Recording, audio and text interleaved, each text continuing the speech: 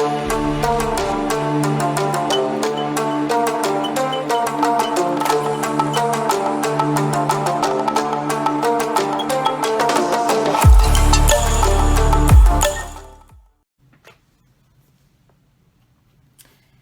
everybody, I'm back for actually a book review that I was asked to do. PC Cast. This is her House of Night series. Marked. This is the first one. It's a little bit different than some of my other books because this one is a teen book. It is made for teenagers. The main character in it is 16. During this book, later in the series, I think the series only lasts for 1 year. I'll have to reread the entire thing, but I did reread this one before I did before I'm doing the review. But the whole series takes place in about a year, if I'm not mistaken. But this one takes place in about a week. The end of October, the last week of October.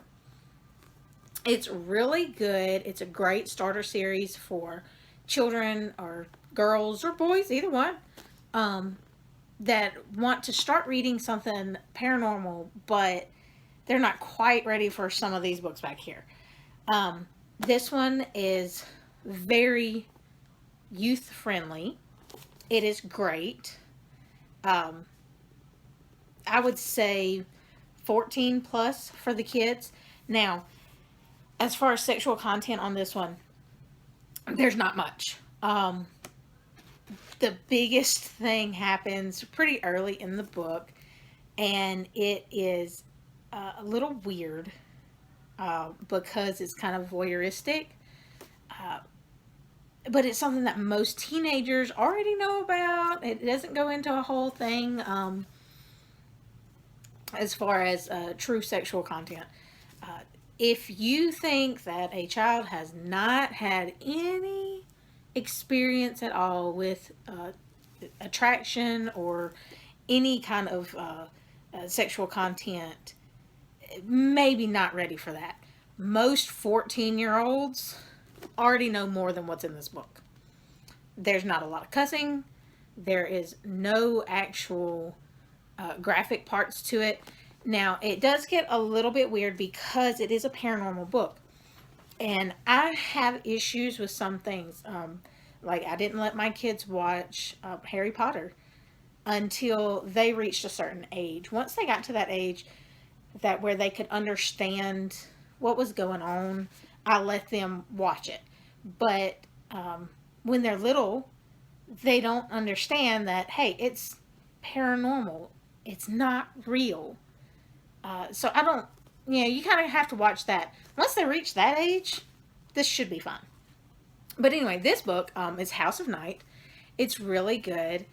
It brings in the Cherokee histories, Native American histories, and different things that you don't normally get in most books.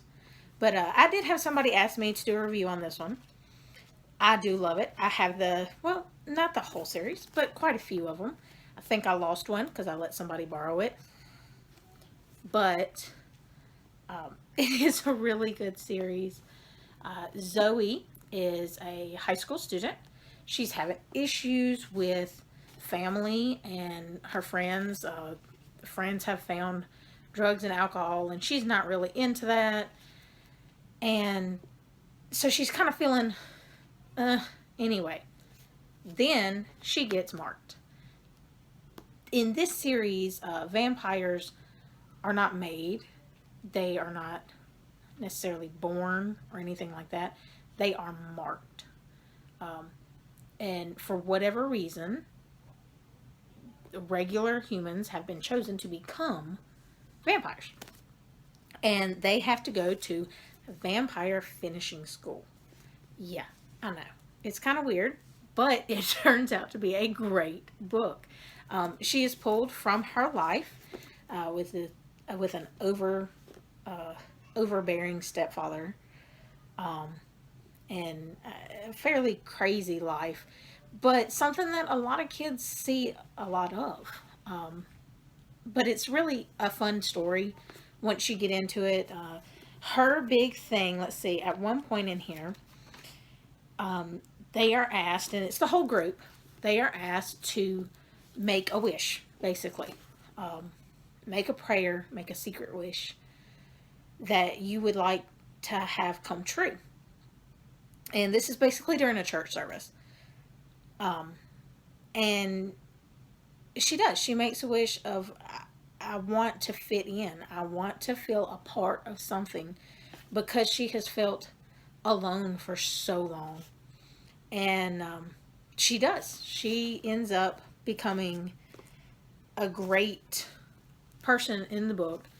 But it's very, very different as you read the story, because what Nyx, which is the goddess that's in this story, says is, let's see, good does not always equal light, just as darkness does not always equal evil. I think that's pretty close to what she actually says in there. It's really good. You get to meet a lot of characters, and it really starts out ready for a whole series. I think when she planned this book, she planned the entire series, because there's just too much that happens in here that leads to what happens later. Everything hints to something else, and it ends up being fantastic.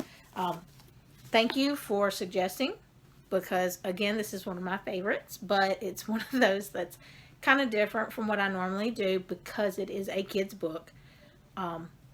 Actually, I'm just about ready to turn this over to my daughter and let her try it out.